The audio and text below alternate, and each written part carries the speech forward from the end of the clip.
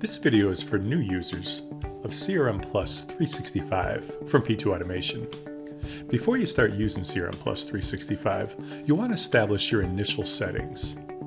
To do that, click on the gear icon in the upper right-hand corner, and then click on Personalization Settings.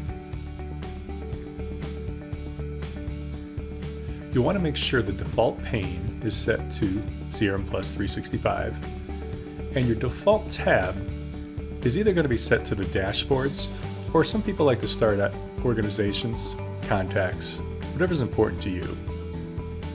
I like to set my records per page to 250, which is the max. And then I like to have the advanced find mode set to detailed. And that will become important as you start using the advanced find features later. Definitely want to make sure you set your time zone as well. Hit OK.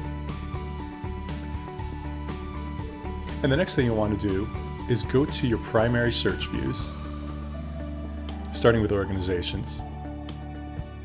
Find the view that's most important to you, and that's going to vary from person to person.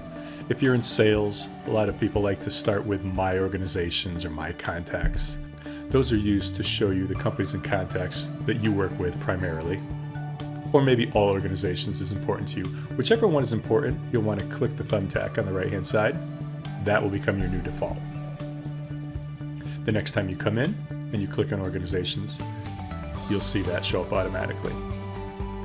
Repeat the same steps for contacts, web leads, opportunities, all the major areas of the program. And that's it.